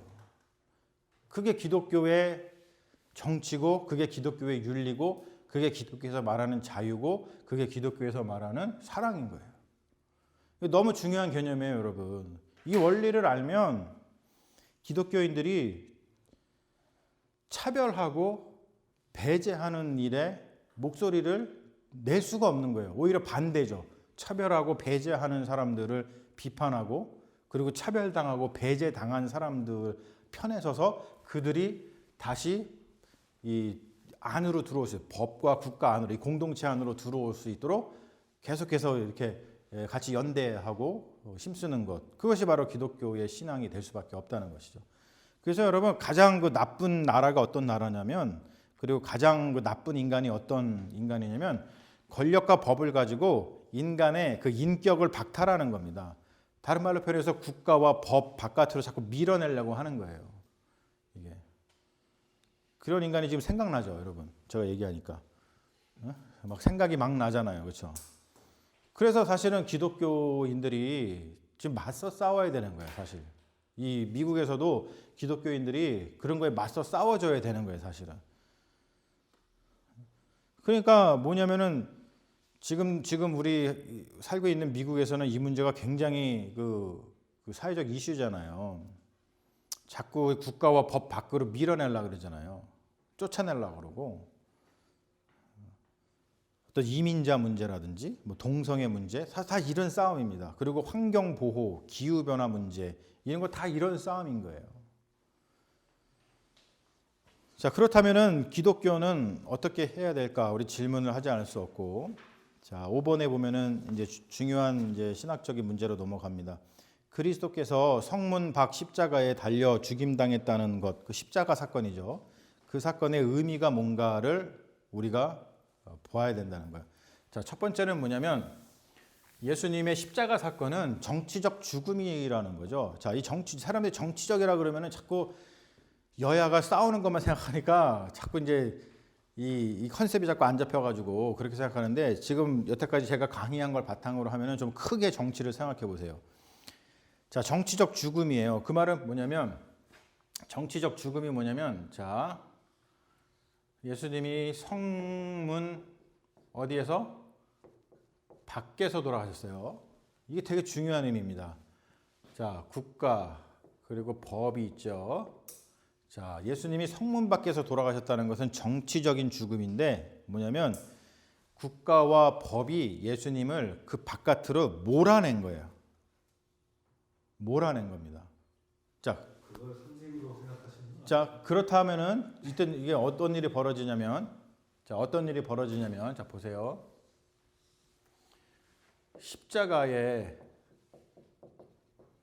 십자가에서 죽였잖아요. 자, 십자가에서 죽여서 성문 밖으로 몰아내서, 국가와 법 바깥으로 몰아내서 죽였던 정치적 죽음이라고 그랬어요. 자, 제가 아까 얘기했지만은 성문 밖으로, 그러니까 국가와 법 밖으로 내몰림을 당한 사람들은 어떤 일이 벌어진다 그랬죠? 보호를 못 받아. 클레임이 안 돼. 클레임이. 십자가처럼 법적 집행인데 그 법을 이용해서 한 건데, 그러니까 법을 벗어났다고 하죠. 법을 이용해서 법 바깥으로 밀어냈다고. 원래 권력 잡은 사람들의 특징이 뭐냐면, 자기들이 가지고 있는 법을 사용해서 법 바깥으로 밀어낸단 말이에요. 그게 국가에서 죽은 사건이 예. 상징이라고 이야기하시는 건 아니죠? 아니, 상징이라 얘기하는 게 아니라 이런 정치적 사건을 지금 우리가 얘기를 하는 거예요. 그 지금. 당시엔 다 골고루 안보에서 죽였는데. 그렇죠. 예. 왜냐면은 그러니까 바로 그거예요. 그렇게 죽은 사람들이 한둘이 아니고, 그렇게 법 밖으로 밀려나서 인간 같지 않게, 인격적이지 않게 죽은 사람들이 너무 많단 말이에요. 근데 예수님이 그렇게 죽었다는 뜻은 뭐냐면, 그렇게 죽은 사람들하고 당연히 연대를 하시는 거겠지. 그렇게. 예? 그래서 뭐냐면, 국가와 법 바깥으로 밀어내면은 누구도 그거에 대해서 클레임을 하거나 누구도 그거에 대해서 처벌받지 않습니다. 그런 식으로 죽이는 거예요. 원래 법이라는 게 그래요. 그래서 이 국가와 법이라는 게, 그래서 이게 질서를 세우는 것이기도 하지만, 이 국가와 법의 한계가 뭐냐면 그렇게 사람들을 제외시키고 차별시키고 배제시키는 역할까지도 한다는 것이죠. 이게 되게 중요한 문제입니다. 예수님이 법의 심판을 받고 돌아가신 게 아니잖아요. 법적인 심판을 받지는 않았잖아요. 그 당시에 법적인 심판을 받았죠. 예. 법적인 심판. 예, 왜냐면은 그 빌라도한테 가가지고, 이 사람은 죄가 없다 했는데 그게 어떻게 법적인 심판? 개인적이죠. 그건 개인적. 근데 그 사람들이 죄를 죽여라 해서 죽인 거지. 그리고 이제 어떤 법이 있었냐면, 법적인 심판을 재판을 받아가지고 죽인 게 아니잖아. 법으로 가능한 그게 법인 거죠. 그게 법인 거예요. 법으로는 나는 죄가 없다고 생각하지만 얘네들이 다 그랬는데 그건 법이 아니고. 빌라도의 권한으로 죽인 거지. 그렇지. 안 그랬으면 죽이지 말았어. 그럼요. 아니, 그게 법적인 문제가 있어요. 그래서 실제로 따지면 로마의 법적인 문제가 있고, 그리고 또 한 가지는 그 유대의 율법의 문제가 거기에 들어가 있는 거예요. 그러니까 법적인 문제, 법으로다가 죽였어요, 이 사람들. 근데 법으로 죽였지만 법을 통해 가지고 무고한 사람을 밀어내고 배제하고 차별화하는 거죠, 이게. 이 사건이 되게 중요한 사건이라는 거예요. 자, 그래서 뭐냐면, 그렇게 했지만 부활했다라고 하는 것은 어떤 의미를 가지냐면, 부활은 그렇게 배제와 차별이 일어난 그 사람들의 죽음을 하나님께서 끌어안아서 다시 공동체 안으로 회복시켜준, 그러니까 인격의 권리가 박탈된 것을 다시 권리를 되찾아주는 그런 의미가 뭐냐? 그게 부활이라는 거예요. 부활이 없었으면은 예수의 죽음은 그냥 정치적인 죽음, 뭐 율법을 어긴 죽음, 그렇게 우리가 흔히 얘기했듯이 그냥 뭐 개죽음이 되고 말았을 거라는 거죠. 하지만 부활 사건이 일어났기 때문에 예수 그리스도의 죽음이 의로운 죽음이 되고, 그리고 그렇게 국가와 법에 의해서 바깥으로 차별당하고 배제되고 몰아냄을 당해서 억울하게 죽은 사람들을 다 끌어안으시는 그러한 죽음이라고 하는 거죠. 자, 그런데 여기서 더 나가죠. 이 우리가 흔히 얘기해가지고 죽음이라고 하는 거, 이런 죽음이라고 하는 것은 결국에는 최후의 인격 박탈입니다. 그런데 그 죽음을 이기셨잖아요. 죽음을 이겼다라고 하는 것은 최후의 인격 박탈인 죽음을 회복시킨다는 건 뭐냐면 우리가 어떠한 상황에서든지 우리의 인격은 박탈당하지 않는다. 우리의 권리는 박탈당하지 않는다라고 하는 선포가 되는 거예요. 그래서 이 예수의 십자가 사건하고 예수의 부활 사건은 선언과 선포라는 것이죠. 하나님의 피조물은 누구도 그 무엇도 국가와 법에 의해서 인격을 박탈당하지 않는다. 하나님의 모든 피조물은 그 누구도 자유와 사랑을 빼앗기지 않는다라고 하는 선언이 된다는 거예요. 그렇기 때문에 여러분, 우리가 그 사도 바울의 그 로마서를 보면은 되게 중요한 얘기를 해요. 무슨 얘기를 하냐면 로마서 1장 17절에 이제 그 얘기를 하죠. 로마서에 뭐죠? 의인은 뭘로 살아요? 의인은 믿음으로 산다 그래요.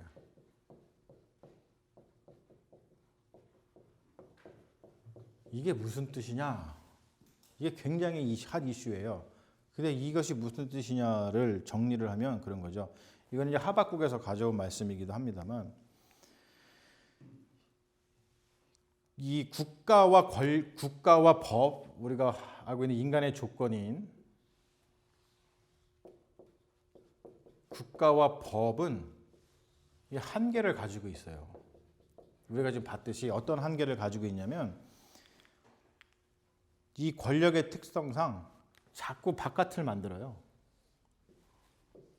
우리가 지금 미국에서도 보고 뭐 우리 국가라고 하는 이 현상에서 보십시오. 이 바깥을 만듭니다. 배제하고 차별하고 그래요. 바깥을 만들어 가지고 존재를 배제하고 차별하는 국가, 그리고 법의 권력에 의지하고 또 그것을 부지불식간에 프랙티스하는 삶을 우리가 살게 됩니다. 실제로. 그러다 보니까 이건 법대로 하는 거지. 아까 뭐 집사님 말씀하신 것처럼 예수님 법대로 저기 한 거 아니에요? 뭐 법이에요.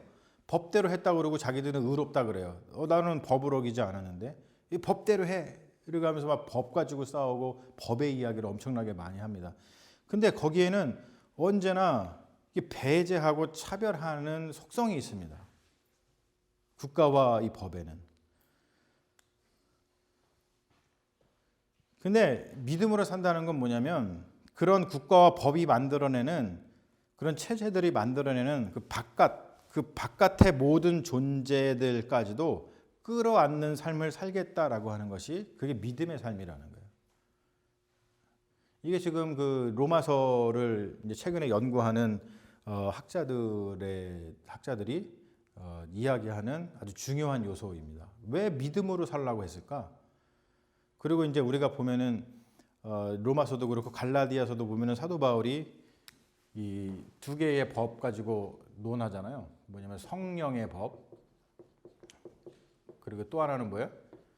그 율법, 그렇죠? 율법. 이것이 두 개가 이제 첨예하게 대립을 하잖아요. 그럴 때 율법으로 살지 말고 성령의 법으로 살아라. 이게 이제 믿음으로 산다는 건데 이게 무슨 뜻인지를 계속 파헤쳐다 보니까 법, 율법, 이게 우리나라 말은 율법이라는 말로다가 번역을 해서 그런데 그게 아니고 법입니다. 법. 그냥 law야, law. 우리가 흔히 하는 국가의 법 같은 거예요. law. 이런 체제. 그런 체제는 계속해서 배제하고 차별하는 그 역할을 하더라는 거야. 그러다 보니까 거기에 차별당하고 거기에 물론 들어가 있는 사람들은 나는 안전하다, 뭐 나는 뭐 괜찮다, 나는 잘 먹고 잘 살았네 이럴지 모르지만 세상에는 그 법 때문에 차별당하고 억울하고 배제당해서 정말 인간이 인간답게 못 사는 사람들이 너무나 많아요. 여러분들 지금 사실은 우리가 뭐 별탈 없이 살아간다고 그러지만 그 어떤 일을 좀 당하고 나면요 전혀 이 법이 우리를 그 정의를 회복해 주지를 않아요. 이게 그래서 무슨 뭐 세월호 사건 문제라든지 아니면 예전에 그 제주 4.3 사건 문제도 그렇고 우리 최근에 일어났던 뭐 여러 가지 사건 사고 통해서 그 막 고통당하는 그 유가족들이나 이런 사람들 이구동성으로 얘기하는 거잖아요. 문제가 딱 벌어지고 나니까 뭐라 그래요? 아무도 책임져 주질 않고 우리의 억울함을 풀어주는 법이 없더라는 거야. 이 문제가 있습니다. 그러면은 이거를 해결해야 되잖아. 이거를 해결하는 게 뭐냐면 그게 바로 믿음으로 사는 거예요. 성령의 법으로 사는 겁니다. 국가와 법이 만들어낸 바깥의 모든 존재들까지도 끌어안는 삶을 살겠다라고 하는 것. 이것이 바로 성령의 법으로 사는 건데 이게 믿음으로 산다는 뜻이에요. 우리가 되게 이제 믿음으로 산다 그러면 내가 예수 잘 믿고 막 예수 잘 믿어가지고 뭐 잘 먹고 잘 살아야지 이렇게만 생각하는데 성경이 전혀 그거 얘기하지 않더라는 거야. 이게. 그러니까 우리가 한번 믿음에 대해서 정말 심각하게 생각을 할 필요가 있는 거예요. 그러니까 실제로다가 제가 이 말씀을 왜 드리냐면 지금 제가 이야기하는 이 믿음으로 산다는 이거를 정말 믿음으로 생각하면 우리가 지금 이 현대사회에 기독교가 엄청난 역할을 할 수가 있어요. 그리고 사람들이 기독교를 좋아하겠어요? 싫어하겠어요? 내가 억울하고 힘든데 내 편이 되어주는데 기독교를 외면하겠습니까? 그런 교회를 안 나오겠다고 가나안 교인 되겠어요? 그렇지 않아요. 사람들이 다 어떻게 믿음을 생각하냐면 내가 예수 잘 믿어. 그래서 나 예수 믿어갖고 복 받았어. 그래서 내가 잘 먹고 잘 살고 나한테는 뭐 아무 일도 일어나지 않아. 그렇게 살다가 나는 천국 가. 그러니까 이렇게만 돼버리고 마니까 사람들을 이 법 바깥에서 바깥으로 쫓겨나가지고 울고 있는 사람들은 저 사람들은 왜 저런지 몰라. 예수를 잘 믿지 않아서 저런 거겠지. 뭐 이런 막말을 한단 말이에요. 그러다 보니까 사람들이 어떻게 하겠어요? 기독교인들 이상하다. 교회 가면 이상하네.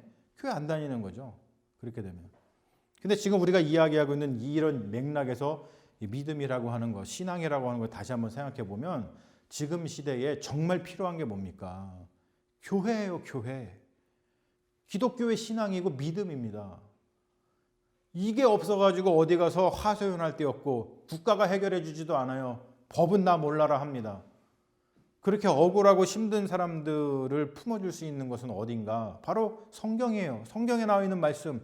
이 말씀을 받은 우리 그리스도인들, 그 사람들이 모인 교회가 그런 교회가 되고 그러한 공동체가 되면 지금 사회에서 얼마나 존경받고 사람들이 이 교회를 너도 나도 나올라 그러고 그러지 않겠어요. 근데 그것과는 완전히 다른 그러한 믿음의 정의를 가지고 그러니까 쉽게 얘기해서 성경을 잘못 해석하는 거죠. 그런 걸 가지고서 신앙생활을 하다 보니까 교회가 힘을 잃어갈 수밖에 없는 상황이 된 거죠. 그러면 여러분 믿음은 교리에 대한 동의나 또는 뭐 예수님이 뭐 계신 안 계시네 또 하나님이 뭐 계시네 안 계시네 뭐 삼위일체가 이렇네 저렇네 그런 거를 동의하고 믿는 걸 믿음이라 그러지 않아요. 성경은. 근데 우리가 자꾸 그렇게 얘기를 합니다. 그러다 보니까 힘이 없는 거예요. 성경에서는 하나님이 계시니 안 계시니를 고려하지 않아요. 무슨 말인지 아시죠? 성경은 그냥 하나님은 그냥 있으신 분이에요, 여러분. 그냥 그 무슨 조건으로 넣지를 않아요. 그게 우리 인간의 조건이니까 오늘도 제가 설교 시간에 말씀드렸잖아요. 하나님은 인간의 조건이에요. 그걸 내가 뭐 선택하고 내가 있다 그러면은 하나님이 계시고 내가 안 믿는다 그러면 하나님이 안 계시고 막 그래요? 그렇지 않아요. 지금 여기에 막 공기로다 우리 숨 쉬고 있는데 여기 공기 없어. 그러면 공기가 없는 거고 공기 있어. 그래서 내가 숨 쉬어. 그러면 내가 숨을 쉬는 거예요? 그거랑 상관없이 우리 숨 쉬잖아요. 믿음은 그렇게 교리에 대한 동의라든지 존재가 있느냐 없느냐 그런 확신이 아니라 정치적으로 봤을 때 이걸 꼭 봐야 돼요. 왜냐하면 아까 얘기했듯이 성경은 그 정치에 대한 국가에 대한 대응이라 그랬잖아요. 국가와 법의 한계를 넘어선 성령의 법으로 자유와 사랑을 지켜내겠다는 삶의 결단이고 태도이고 방식이라는 거예요. 삶의 방식. 얼마나 강력합니까? 여러분 이렇게 강력하기 때문에 권세 잡은 자들, 권력 잡고서는 나쁜 짓 하려는 사람들이 기독교인들을 진짜 기독교인들을 두려워하고 싫어하는 거예요. 실제로. 근데 진짜 이런 기독교인들이 우리가 사는 이 세상에 포진되어 있다 그래봐요. 그러면은 그 누구도 함부로 못하고 이 세상이 얼마나 아름다운 세상이 되겠어요? 얼마나 정의로운 세상이 되겠어요? 얼마나 사랑이 넘치고 자유가 넘치는 세상이 되겠습니까? 자, 그러면 우리가 마지막으로 그리스도인의 정치 참여에 대해서 이제 마지막으로 해볼게요. 자, 그러면은 이러한 상황 속에서 이러한 성경이 원래 이런 거고 또 어떤 성경에서는 말하는 믿음이 이런 거고 그러면은 이러한 걸 가지고 살아가야 되는 이 기독교인들, 그리스도인들이 그런 정치 참여를 현실적으로 정치 참여를 어떻게 해야 되느냐, 그걸 한번 볼게요. 자, 여러분 보면은 지금 시대에는 굉장히 정치가 중요해졌어요. 실제로 어떤 현실 정치가 왜 그럴까요? 이거를 사람들이 잘 모르고 인식을 못할 수가 있어. 왜냐하면 요즘에 막 한국 장난 아니죠. 막 그냥 정치 참여 엄청 하잖아요. 미국도 마찬가지지만 미국 정치 참여 엄청 합니다. 이 현상이 왜 벌어졌냐면은 다른 게 아닙니다. 복지국가가 됐기 때문에 그래요. 옛날에는 이렇게 정치 참여 안 했어요. 근데 복지국가가 됐어요. 그 말은 뭐냐면 국가의 중요성이 부각이 됐어.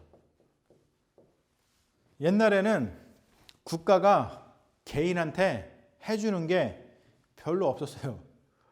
여러분 그렇지 않아요? 우리 어렸을 때 생각해봐. 어렸을 때 한국에 계실 때 한번 생각해봐. 국가가 해주는 게 뭐 있어? 국가가 해주는 게 뭐 있어? 해주는 게 없잖아요. 뭐 옛날에 아팠어 우리가. 그러면은 어떻게 했어야 돼?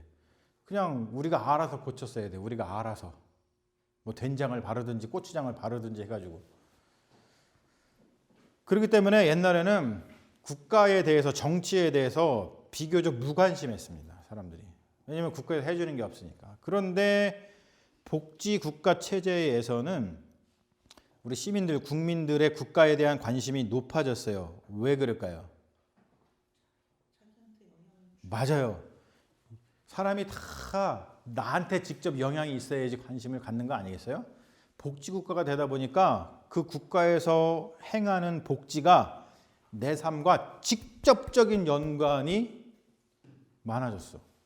그러니까 어떠한 정치가가 어떠한 복지 정책이라든지 그 국가 정책을 내느냐에 따라서 나의 실질적인 이익이 왔다 갔다 해요.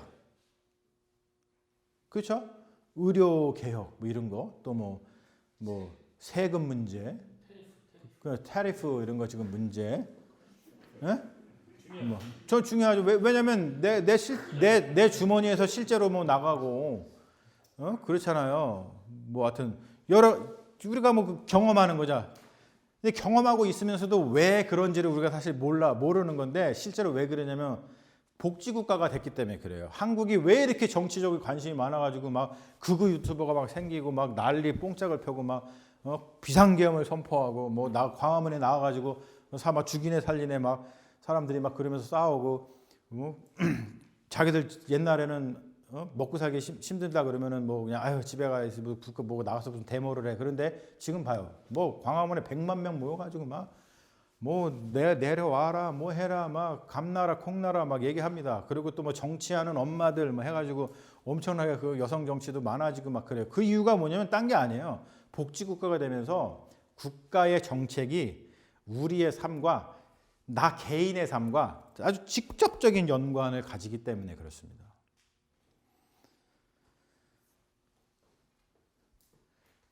그러면은 여러분 반대로 이렇게 질문해 볼게요. 사람들이 왜 요즘에 교회에 관심이 별로 없을까요? 요즘에. 그렇죠? 딱 보이지? 왜 그런지 딱 보이지? 왜 교회에 관심이 없냐면 대신에 왜 국가에 더 관심이 많고 교회에 관심이 없어지고 교회를 안 나오냐면 집회에 엄청 참여해요. 100만 명 참여해. 주일날 교회 안 와. 어디가? 광화문 가요. 그런 이유가 뭐냐? 너무 명백하다는 거야. 교회가 자신들의 어떤 교회 신앙이 자신들의 실제적인 삶 그리고 직접적인 연관이 별로 없다고 생각을 하기 때문에 그래요. 근데 제가 계속 여러분한테 말씀드리잖아요. 그거는 착각이라고 착각. 그 착각이에요, 사실은. 예. 우리 인간의 조건 중에 하나님을 빼면 정말 안 되거든요. 예. 그러니까 여러분들은 훌륭하신 분인 거지. 다른 사람들이 정신 못 차리고 있을 때 정신 차리고 지금 교회를 열심히 나와서 이런 강의를 이렇게 열심히 들으시면서 우리가 새로운 교회 공동체, 새로운 우리 이 시대를 이끌어가는 어떤 그리스도인으로 거듭나겠다고 이렇게 힘쓰고 애쓰시는 거가 너무나 훌륭하신 거란 말이에요, 이게. 요즘에는 교회가 스포츠나 액티비티만도 못해요. 이게 보면은. 그 잘못 생각하라는 거예요. 여러분, 그 정말 잘못 생각하는 거예요. 이게 왜 그러냐면 신앙을 잘못 이해하거나 신앙을 잘못 배워서 그렇습니다. 아까 얘기했죠. 제가 믿음이란 무엇인가. 우리 기독교는 국가와 아주 직접적인 연관이 있는 신앙입니다. 성경은 국가 때문에 생겨난 거예요. 그럼 우리 그리스도인들이 정말 국가에 관심을 가지고 있다면, 지금 정말 더 복지국가라든지 이런 것 때문에 국가가 더 중요해졌다면 국가에 대해서 더 관심을 가질 수밖에 없는 사람들이 누구냐면 그리스도인들이라는 거예요. 왜냐하면 생겨난 태생이 그러니까. 우리는 태생이 국가 속에서 태어났다는 거예요. 그게 성경이고, 성경 보세요. 다 국가에 대한 이야기입니다. 여러분, 그렇죠? 내가 거짓말해요? 그렇죠. 성경을 보세요. 다 국가에 대한 이야기예요. 구약 성경에 뭐 창세기부터 해가지고 특히 뭐 출애굽부터 해가지고 보세요. 그다 법에 대한 이야기죠. 거기다 선지서 보세요. 다 국가 비판하죠. 예? 복음서 보세요. 다 하나님 나라에 대한 이야기죠. 국가에 대한 이야기죠. 요한계시록이니 뭐 바울서신 보세요. 다 국가에 대한 이야기입니다.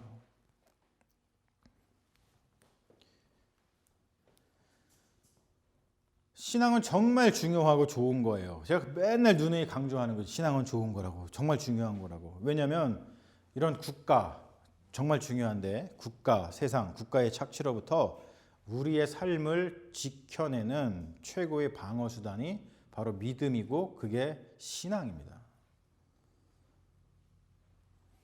근데 우리가 이제 여기서 좀 조심해야 될 게 있어요. 이거를 요즘에 잘 구분을 좀 못하는 경우가 있죠. 뭐냐면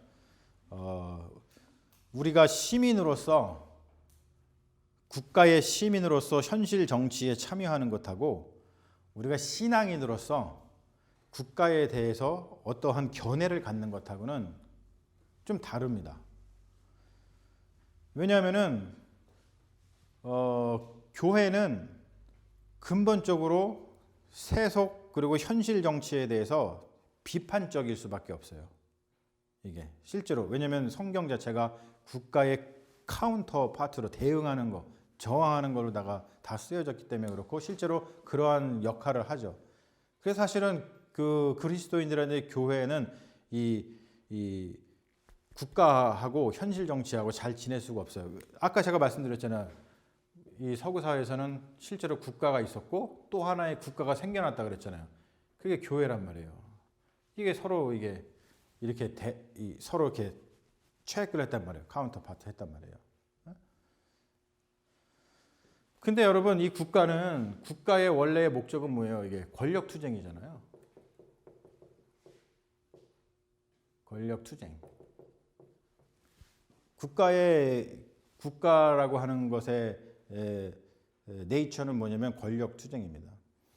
그런데 교회, 이거 우리가 이제 정치 신학이라고 얘기를 해보죠. 교회, 성경이 마찬가지고, 성경은 권력 투쟁에 대한 비판입니다.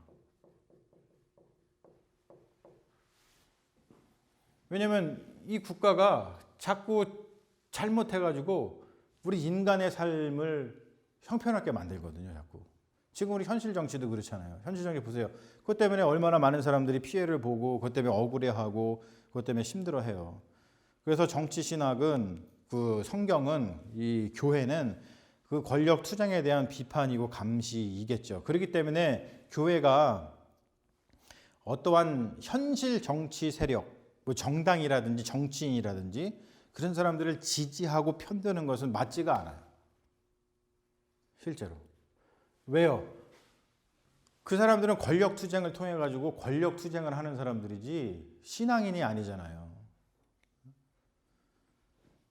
그러니까 또 정당을 지지해 막 그 어떤 교회는 뭐 어떤 특정 정치인을 막 지지하고 또 어떤 특정 정치인을 막 비판하고 또 어떤 정당을 갖다가 막 가입을 하고 막 이렇게 한단 말이에요. 교회가 그런 교회라고 하는 이 공동체가 그런 일들을 하는 데가 있죠. 맞지가 않습니다. 그러는 순간 어떤 일이 벌어지냐면 비판과 감시의 기능을 상실하기 때문에 그때부터는 그냥 그 정치, 현실 정치 세력, 현실 정치 정당 또는 현실 정치 그 정치인과 야합하고 그 권력 투쟁에 그냥 들어갈 뿐입니다. 그래서 교회라고 하는 이 또 하나의 국가라고 볼 수 있죠. 하나님 나라. 이거는 그렇게 현실 정치에 그런 식으로다가 지지하고 편드는 것은 맞지가 않아요. 그리고 우리 그리스도인 우리 그리스도인도 한 명의 시민이잖아요. 그러면 그 한계가 우리가 이제 이 컨플릭트를 겪어요. 그럼 뭐냐면 현실을 살아가는 사람이고 국가의 어떠한 법과 국가의 어떤 그 테두리 안에서 영향을 받는 개체이기 때문에 또 현실 정치 참여를 안 할 수가 없어요.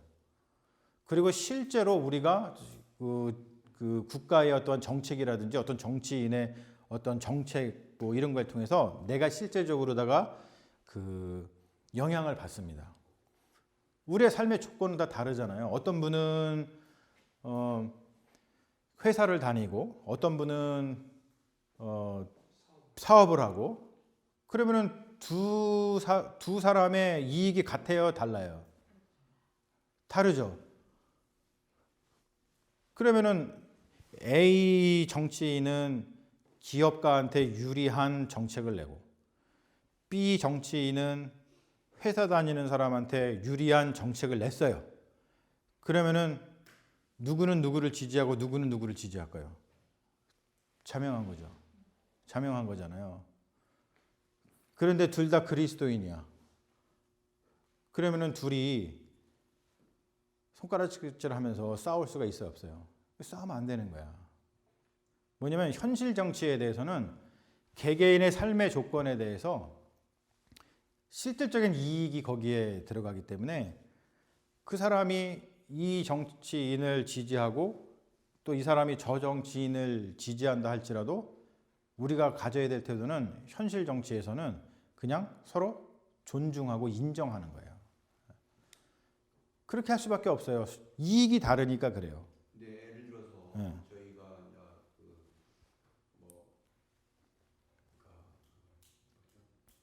모임을 통해서 네. 지구 살리기 운동도 하고 하지만 네네. 결국 우리가 좀 정치적으로 풀어나갈 수밖에 없잖아요. 그렇죠. 결국은 그것을 할 수 있는 정치인을 우리가 뽑고. 그렇죠. 근데 지금 말씀하시는 것도 틀리잖아요. 아니 뭐 틀린 건 아니지. 우리가 이제 그런 부분들은 어떤 공공의 어떤 선 우리가 봤을 때 개인적인 이익을 넘어서서 더 어떤 공공의 선이 있으면은 그것을 향해서 나가는 그런 의견을 또 모을 수가 있죠. 그래서 그 부분에 대해서 이야기하는 사람들을 또 좀 더 이렇게 지지할 수도 있을 수 있죠. 정치적 힘을 실어줘야 된다. 그렇죠. 정치적 힘을 실어줘야 되죠. 근데 그게 합리적이어야 되는데 예를 들어서 어떤 특정 정치인은 뭐 이런 법안을 냈을 때 그게 그 사람의 이제 뭐라고 하나 그 이익 그렇죠. 극대화 됐을 때 예. 그러니까 합리적이지 않다는 말이에요. 예. 근데 그런 건 비판해야지. 국민들이 봤을 때는 이게 합리적이어야 되는 예. 적이다 합리적이고 보편적이어야 하고 타당해야 되는데 그렇지 않고 한쪽이 너무 일방적으로 가려는 거예요. 그러니까 그런 것들을 비판을 하고 계속 그 서로 그 대화가 필요한 거예요. 뭐가 어떻게 돌아가는지 파악을 해야 되고. 그래서 시민으로서의 현실 정치 참여하고 우리 신앙인 그리스도인으로서의 어떤 정치 참여에는 조금 구분이 필요합니다. 다만 그리스도인은 현실 정치가 좀 더 하나님 나라, 그렇죠? 배제와 차별이 없고 자유와 사랑이 풍성한 그런 것들이 있는지 없는지를 계속 살피겠죠. 예? 당연히 살필 수밖에 없어요. 그래서 현실 정치가 조금 더 하나님 나라를 닮아가도록 국가를 세우는 데에 견인하는 역할을 할 수밖에 없어요. 그래서 올해 우리가 이 기독교인을 갖다가 뭐라고 신학자들이 표현하냐면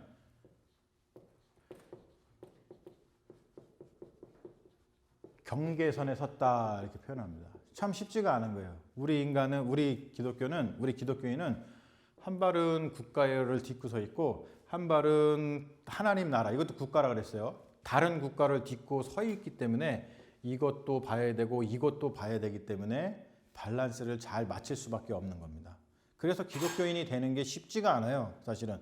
그래서 기독교인들이 기도도 많이 필요한 거고 공부도 많이 필요한 거고 우리가 모여서 이런 것들을 계속해서 서로 소통하고 공부하고 의논하면서 이 밸런스를 잘 맞추려고 노력을 해야 된다는 거죠. 그래서 기독교인은 저는 개인적으로 해서 기독교인이라는 걸 맨날 내 자랑스럽게 생각해요. 기독교인이 이게 쉽지가 않아. 물론 이제 뭐 내가 우리가 기독교인이 다른 사람들보다 뭐 우월해졌다 이런 뜻이 아니라 굉장히 이 기독교인은 이게 그 뭐랄까요? 좀 이렇게 개념 있는 인간이 되게끔 만들어줘요. 실제로 그래요. 근데 그래서 저도 이제 뭐 모태신앙으로서 자라나고 교회에서 자라는 사람이지만 어렸을 때는 그냥 교회에 그냥 태어나서 그렇게 목사들로 자랐으니까 별 개념 없이 그냥 교회가 좋은 곳인가 보다 이렇게 해서 그냥 살았는데 실질적으로 공부를 깊이 있게 이제 이쪽으로 하다 보니까 이게 내가 기독교인이 된 게 이게 보통 일이 아니네. 너무 자랑스러운 거예요. 너무 이게 대단한 거야. 그래서 이걸 너무 알리고 싶고 때로는 뭐 힘들고 어렵지만 포기하지 말고 내가 끝까지 잘 해봐야지 이런 어떤 사명감 이런 것들이 생겨나게 하는 게 뭐냐면 바로 이렇게 너무 멋있잖아. 이게 오늘 우리가 서로 나눴지만 너무 멋있잖아요. 이런 거 누가 하냐고. 누가 어떠한 단체가 이런 얘기를 해요. 어떠한 곳이 이렇지 않거든. 다 자기네 이익 얘기만 하지. 이런 구조를 가지고 있다는 걸 알고 나면은 너무너무 대단한 거죠. 그러니까 그런 부분이 되게 힘든 거죠. 힘든 거야. 왜냐하면 그러니까 지금 말씀하신 국가와 이렇게 양쪽으로 네. 때문에 또 우리가 하나님 나라를 추구하는 그렇죠. 이 입장에 있는데 사실은 정치적으로는 아까 말씀하신 것처럼 내 입장에서는 이 법안이 나한테 유리해. 그렇죠. 근데 컴플리트 일어나. 이거를 해야 되니까 결국은 내가 세금을 내고 내가 돈을 더 많이 써야 되고 이렇게 하는데 이걸 그럼 동의를 해야 돼 말아야 돼 그런 컨플릭이 항상 있죠. 예. 그래서 우리 그리스도인들이 공동체가 중요한 게 뭐냐면 그래서 나 혼자 하면 그게 힘들고 포기한단 말이에요.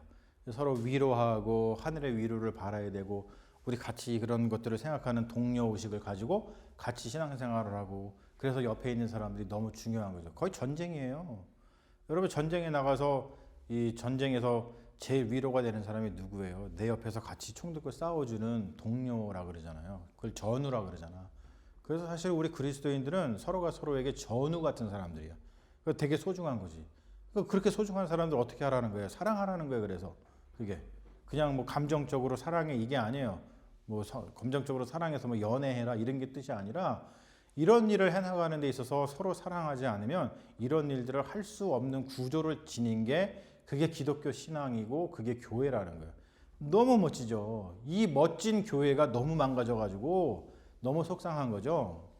그러니까 여러분 우리 교회가 이런 것들을 좀 해나가면서 교회를 세우고 또 우리가 새로운 게 아니라 원래 성경이 이야기하는 그런 그리스도인의 모습들을 회복해 나가는 것이 너무 의미 있는 일을 하고 있다는 것을 다시 한번 말씀을 드리고 싶은 거고 이런 의미 있는 일에 좀 더 많은 사람들이 참여했으면 너무 좋겠다 그런 생각을 가져서 우리가 그래서 많은 사람들한테 우리의 가치를 알리고 우리가 추구하는 이런 기독교 신앙에 대해서 또 많이 좀 알렸으면 좋겠다라고 하는 것이 우리의 소망이겠죠.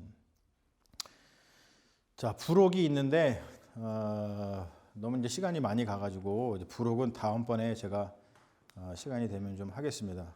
아무튼 여러분 이 복지국가에서는 이거 한마디만 할게요. 복지국가에서 여러분 제일 중요한 게 뭔지 아세요? 복지국가에서 그리스도인들이 다른 사람들을 도와주고 그리고 복지국가에서 컨트리뷰션을 잘 하려면 그리스도인들이 뭘 해야 되는지 아세요? 그거 잘 모르시는구나. 뭐냐면은 세금 떼먹지 마십시오. 복지국가에서는 정말 중요한 거예요. 왜냐면은 이 세금, 그리고 세금을 잘 내고 또 한 가지는 국가를 잘 감시해야 돼. 왜? 이 세금이 제대로 쓰고 있는가. 배제당하고 차별당하는 사람들을 다시 포용해서 법 테두리 안으로, 국가 안으로, 이 공동체 안으로 들어오는데 제대로 쓰고 있는가를, 그리고 그런데 집행하도록 감시해야 되는 거죠, 국가를. 세금도 잘 내고 떼먹지 말고 잘 내고. 복지국가에서는 그리스도인들이 할 수 있는 일이 그렇게 많지 않아요. 우리가 대부분 그렇습니다. 복지국가는 다 뭐 주니까. 여러분 교회에서 그렇잖아요. 교회에서 뭐 굶는 사람 가가지고 막 이 나눠주는 거 어렵잖아요, 지금. 근데 그게 다 어디서 해요? 나라에서 하잖아, 복지국가에서는. 근데 그 나라에서 어떻게 합니까? 세금 갖고 하는 거예요. 그럼 우리가 컨트리뷰션 하려면 어떻게 하겠어요? 세금 떼먹지 말고 잘 내고, 그리고 또 한 가지는 그 세금이 국가에서 우리가 낸 세금이 소중하게, 그리고 우리의 가치, 기독교인들의 어떤 가치, 성경의 가치대로 잘 쓰이고 있는지 감시하고 계속 또 그런 정책을 낼 수 있도록 목소리를 내고, 이게 되게 중요한 요소입니다. 그래서 그런 부분들을 좀 우리가 잘 생각하면서 여러분 복지국가의 훌륭한 그리스도인으로서 살아가시는 믿음의 자녀들이 되시기를 바랍니다. 아멘. 자, 우리 기도하고 마치고 또 뭐 질문은 끝나고 나서 하도록 하겠습니다. 아버지 감사합니다. 오늘 우리가 함께 모여서 국가와 교회에 대한 이야기를 했습니다. 정치적 혼란 시대에 우리 그리스도인이 어떻게 살아야 되는지, 그리고 현실 정치가 어떻게 돼야 되는지를 저희들이 보았습니다. 하나님, 오늘 우리에게 지혜를 주시고 또 진리를 주신 줄로 믿습니다. 우리가 교회로서 살아간다는 것, 그리고 그리스도인으로서 살아간다는 것, 얼마나 좋은 일인지, 얼마나 자랑스러운 일인지 저희들 깨닫게 하셨사오니, 우리가 이렇게 좋은 신앙을 가지고 살아간다는 것, 하나님께 받은 축복이오니 감사하며 살아가게 하여 주시옵시고, 우리가 살아가면서 이 좋은 것들 많이 나누어서 우리 하나님 나라가 더욱더 이 땅 위에서 많은 사람들에게 알려지고 또 많은 사람들의 생명을 구하는 그런 교회, 하나님 나라가 될 수 있도록, 또 그러한 일에 우리가 쓰임받는 그리스도인이 될 수 있도록 역사해 주시옵소서. 감사드리며 예수님의 이름으로 기도합니다. 아멘. 감사합니다.